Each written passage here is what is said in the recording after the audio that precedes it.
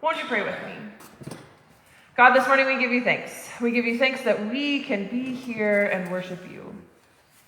May our songs of worship be as pleasing in your sight as those of the jackals and the ostriches.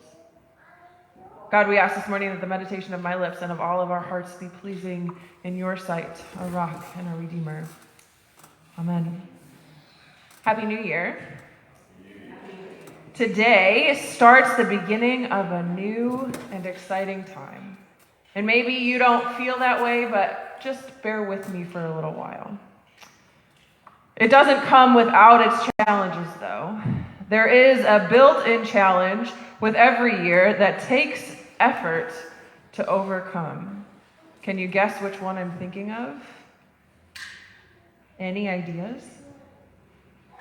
Writing the date. And I know that seems a little antiquated because sometimes your phone or your computer fills it in automatically for you, but if you're somebody who still writes checks, or I'm sure that my mother-in-law as a doctor writes the date on charts and paperwork all the time, and so it takes a minute to get back into a new date. And if you're anything like me, it takes a lot of brain power for the next 2 or 3 weeks to make sure that I write a 3 instead of a 2 at the end of the date on anything that I write. But that's not the only challenge. We create challenges for ourselves. We might not call them challenges, but they are, and we do choose them for ourselves. We call them resolutions.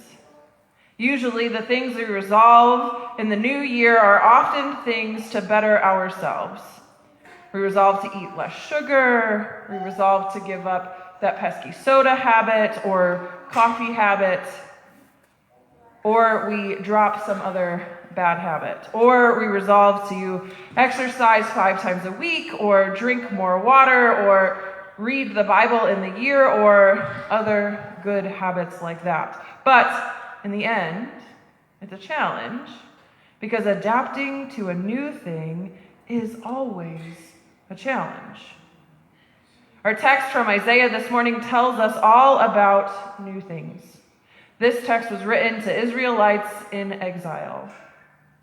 They were in despair because as they looked at the past, all they could see were the ways that they had messed up, the ways that God would not be willing to save them because God had already done the great Exodus thing and they hadn't really kept their end of the bargain.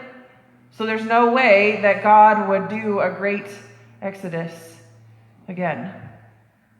But Isaiah says, don't concentrate on the things that God has already done, but look to the things that are to come.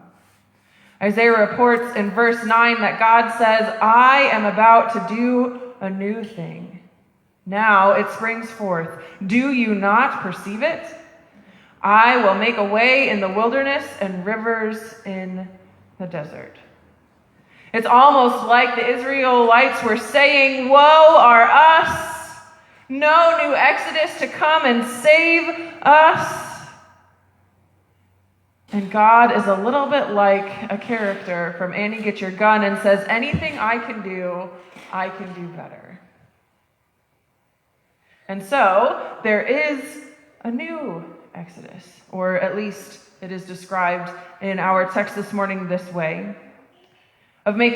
So if we think about the old Exodus as making dry land in the sea so that God's chosen people could walk through it, we can see the makings of a new Exodus in Isaiah this morning. God says, I will make a river in the desert to serve as a pathway forward. God is doing a new thing. We say that God is the same yesterday, today, and tomorrow, but that does not mean that God ever stops doing new things. 2023 will bring new troubles and new challenges for us as a congregation and for us as individuals. But God is doing and making new things for us all. Friends, as you journey into the new year, when you face the challenges that will come, I encourage you to remember that God is always working on something new. I encourage you to lean on God when you feel spiritually lost, because God can show you a new path when you feel that all hope is lost. When your spirit feels dry and thirsty, God can make rivers appear in the desert to quench that thirst. With all this in mind, in the next week or so, as you're considering your New Year's resolutions, consider adding a resolution about putting your full trust in God above all else. Who knows? God might just surprise you with the new things that God has in store for you.